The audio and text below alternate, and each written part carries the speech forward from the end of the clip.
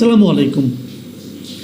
প্রিয় দর্শক, আমাকে যদি বলতে বলা হয় যে এই ডক্টর ইউনূসের অন্তর্বর্তীকালীন সরকারের তাবৎ উপদেষ্টাদের মধ্যে আমি সবচেয়ে সফল এবং কার্যকর উপদেষ্টা কাকে মনে করি, তাহলে আমি নির্দ্বিধায় যার নামটা উচ্চারণ করব তিনি হচ্ছেন মোহাম্মদ ফাউজুল কবির খান। আমি এই ভদ্রলোকের নাম উচ্চারণ করব এবং আমার কাছে মনে হয়েছে যে উনি আমার বিবেচনায় সবচেয়ে সফল, এবং সেই হিসেবে ওনার সম্বন্ধে যতটুকু আমি খোঁজ খবর নিয়েছি, আমি তো সব জানবো না, পৃথিবীর কারোর পক্ষে জানা সম্ভব না। দীর্ঘদিন জানলেন একটা লোক সৎ, কিন্তু অনেক বছর পরে জানতে পারলেন তারও কিছু আকাম কোকাম ছিল, কাজে সব বলা সম্ভব না। কিন্তু আমি যতটুকু খোঁজ খবর জানি উনি একজন সৎ ব্যক্তি। তো এমন সফল, ওনার হাতে দেখুন সরকারের সবচেয়ে গুরুত্বপূর্ণ যে কটা মন্ত্রণালয় আছে তার মধ্যে 3টা মন্ত্রণালয় ওনার হাতে, এবং 3টাই খুবই গুরুত্বপূর্ণ মন্ত্রণালয়। সেগুলো কি কি? বিদ্যুৎ, জ্বালানি, খনিজ সম্পদ মন্ত্রণালয়, সড়ক পরিবহন ও সেতু মন্ত্রণালয়, রেলপথ মন্ত্রণালয়।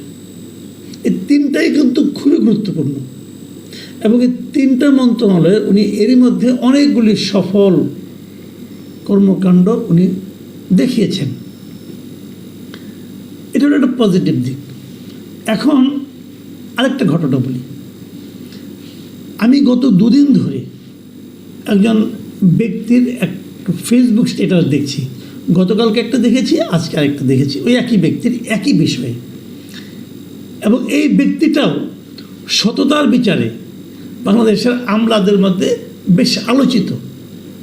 উনি খুবই সৎ এবং কর্মঠ আমলা হিসেবে পরিচিত ছিলেন, হাসিনার আমলেও ছিলেন, এবং হাসিনা সম্ভবত তার সততাকে ধারণ করতে না পেরে শেষ পর্যন্ত তাকে দীর্ঘদিন ওএসডি করে রেখেছিলেন, এবং এক পর্যায়ে তার চাকরির অবসর হয়েছিল।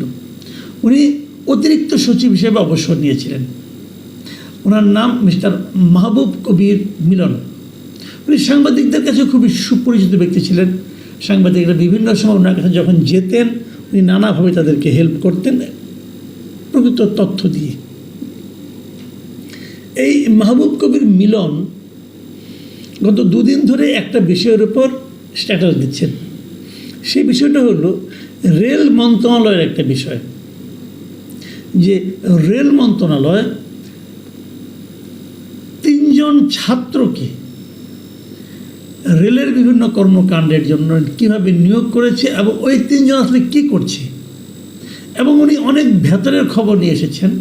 আমি নিজে কথা না বাড়িয়ে আমি ওনার সে স্ট্যাটাসের কিছু কিছু অংশ আপনাদের একটু পড়ে শোনাচ্ছি। এখন আমি না পড়েও আমিও বলতে পারতাম, আমি বলছি না এই কারণে যে এই বিষয়টাতে আমি আর কনফার্ম করতে পারিনি, আমি দায়িত্ব নিতে পারবো না, কাজে আমি ওনার উপরে চাপিয়ে দিচ্ছি। কিন্তু এটা কোনো বিষয় না, বিষয়টা হলো প্রকৃত সত্যটা উদ্ঘাটিত হওয়া দিয়ে কথা। সেটা আমি বলি আর উনিই বলুন। আমি ওনার স্ক্রিনশটটা গতকালকে যেটা দিয়েছিলেন সেইটার আমি আপনাদের কিছু পড়ে শোনাচ্ছি। উনি বলেছেন যে কথা বলেছেন সেটা হলো যে বৈষম্য বিরোধী ছাত্র আন্দোলনের 3 সক্রিয় কর্মীকে রেলকে একটি অলাভজনক ও অজনকল্যাণকর প্রতিষ্ঠানে পরিণত করার দায়িত্ব দেওয়া হয়েছিল 3 জনকে। আচ্ছা, রেলকে লাভজনক ও জনকল্যাণকর প্রতিষ্ঠানে পরিণত করার দায়িত্ব দেওয়া হয়েছে কাকে? 3 জন ছাত্রকে। এই 3 জন ছাত্র তারা যে বিশাল কোনো অভিজ্ঞ ব্যক্তি সেটা কিন্তু বলা যাবে না। তাদের অনেকেই এখনও ছাত্র, তারা ছাত্রই আছেন। এরা কে কে শুনুন, আমি বলছি আপনাদেরকে। 1 নম্বর হলো মোহাম্মদ রেজাউল ইসলাম। উনি জাতীয় বিশ্ববিদ্যালয়ে মাস্টার্সের স্টুডেন্ট, পাশও করে নাই। 2 নম্বর হলো মোহাম্মদ আশিকুর রহমান। তিনি বঙ্গবন্ধু শেখ মুজিবুর রহমান মেরিটাইম বিশ্ববিদ্যালয়ের স্টুডেন্ট। আর 3 নম্বর হচ্ছে মোহাম্মদ মেহেদি হাসান বাপ্পি। তিনি ইউরোপিয়ান ইউনিভার্সিটি অফ বাংলাদেশের স্টুডেন্ট। এগুলি ইউরোপিয়ান ইউনিভার্সিটি হচ্ছে ইরান নাকি ভাই, তার সে স্টুডেন্ট, বিশাল প্রতিভা। এইদেরকে দায়িত্ব দেওয়া হয়েছে যে রেলকে লাভজনক ও জনকল্যাণমূলক প্রতিষ্ঠানে পরিণত করার জন্য তারা কাজ করবে, এবং এই কাজকর্মে অংশ নেওয়ার আপনাদের আমি ওই যে বিজ্ঞপ্তিটা দিয়েছিল সেটা আপনাদেরকে আমি বরং দেখাচ্ছি, দেখে নিন। এবং সেখানে বলা হয়েছিল যে তাদের কার্যক্রমের অংশ হিসাবে তারা কী করবে, রেলওয়ের অবৈধভাবে দখলকৃত জমি উদ্ধার করবে, টিকিটের কালোবাজারি বন্ধ করার চেষ্টা করবে এবং অভ্যন্তরীণ কাজে সহযোগিতা করছেন বিধায় তাদেরকে বিভিন্ন স্থানে নিয়মিত যাতায়াত করতে হবে। এই জন্য তাদেরকে ট্রেনের পাস দেওয়ার জন্য অনুরোধ করা হয়েছে। এবং সেই পাসে কি থাকবে, সেই পাসে থাকবে 2 মাস জন্য তাদের পাসটা দেওয়া হয়, ফ্রি পাস। এবং এই পাসের মাধ্যমে ওনারা এই 2 মাসে দেশের যে কোনো জায়গায় এই রেলগাড়িতে উঠে রেল লাইনের এসি বার্থ কিংবা স্নিগ্ধা শ্রেণীতে যে তারা যাতায়াত করতে পারবে। ভালো কথা। পাস দেওয়া হয়েছে নভেম্বর মাসে, নভেম্বর-ডিসেম্বর মাসে তারা এটা কার্যকর। তো 2 মাস হলে কী হয়, জানুয়ারি-ফেব্রুয়ারিতে শেষ হয়ে যাওয়ার কথা। কিন্তু এটা দিয়ে তারা এপ্রিল মাস পর্যন্ত, 3রা এপ্রিল পর্যন্ত তারা যাতায়াত করেছে নিয়মিত। যাতায়াত করুক, সেটা কোনো সমস্যা না। তারা কীভাবে যাতায়াত করেছে সেটা শুনুন। মাহবুব কবির মিলন সাহেব লিখেছেন যে দেখা গেছে এরা সবাই একই দিনে একই নামে একাধিক ডেস্টিনেশন বা গন্তব্যে ভ্রমণ করেছে। মানে ওনাদের একজন ধরা যাক আজকে আপনার কক্সবাজার গেল, ওই একই দিনে উনি হয়তো মনে করেন সিলেট গেলেন, আবার ওই একই দিনে উনি হয়তো ময়মনসিংহ গেলেন, অথবা দিনাজপুর গেলেন, অথবা রাজশাহী গেলেন, একই দিনে। কিন্তু এখন একই লোক একই দিনে কীভাবে এরকম 3 জায়গায় 4 জায়গায় ভ্রমণ করলেন?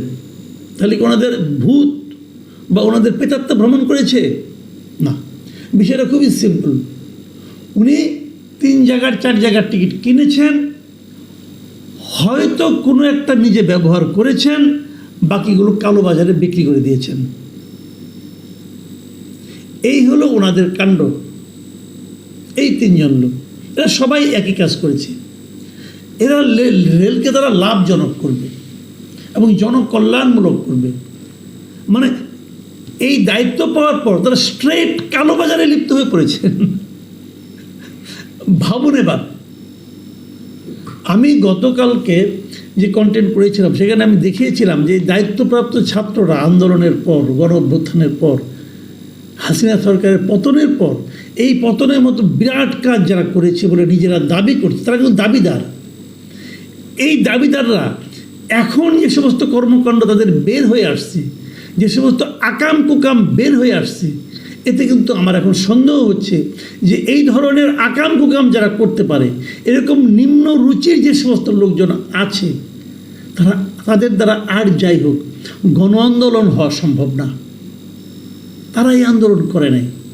এই আন্দোলন দেশের সাধারণ মানুষ করেছে। এই আন্দোলন তারা ছিনতাই করে নিয়ে যাচ্ছে এবং এই ছিনতাইকারীদের চেহারা আমরা এখন দেখতে পাচ্ছি। মাহবুব কবির মিলন একদম ক্যাটাগরিক্যালি এক একজনের টিকিটের স্ক্রিনশট দিয়ে দিয়েছে। উনি যে স্ক্রিনশট দিয়েছেন এটা নিয়ে অনেকে সন্দেহ পোষণ করেছিলেন বলেই হয়তো উনি আজকে আরেকটা স্ট্যাটাস দিয়েছেন এবং সেখানে প্রত্যেকের ওই টিকিটগুলো, অনেকগুলো টিকিটের স্ক্রিনশট দিয়েছেন। প্রশ্ন করতে পারে উনি কীভাবে পেলেন? ওনার পক্ষে খুব সহজ। কারণ মাথায় রাখবেন, উনি কিন্তু সব শেষ এই রেল মন্ত্রণালয়ের অতিরিক্ত সচিব ছিলেন এবং উনি যথেষ্ট সৎ হিসাবে অনেকগুলি গুরুত্বপূর্ণ কাজ কিন্তু রেলেতে করেছেন। তা সেগুলি প্রশংসিতও হয়েছিল। এবং যে কারণে রেলে যদি 2 সৎ অফিসার থেকে থাকেন, সৎ কর্মকর্তা থেকে থাকেন, তাদের সঙ্গে ওনার যোগাযোগ থাকাটা খুবই স্বাভাবিক। তারা হয়তো অন্য কোথাও বলে কোনো কাজ হয়নি, হয়তো কোনো প্রতিকার মেলেনি, কাজে ওনারা মাহবুব কবির সাহেবকে এগুলো জানিয়েছেন। উনি এগুলো স্ট্যাটাস আকারে দিয়েছেন, পাবলিক করে দিয়েছেন। কি বিচার হবে এদের? কোনো বিচার হবে? কিচ্ছু হবে না। প্রত্যেকটা মন্ত্রণালয়ে আপনারা জানেন বদলি টদলি এ সমস্ত বাণিজ্য আমরা দেখেছি, শুনেছি, অনেকে জানি।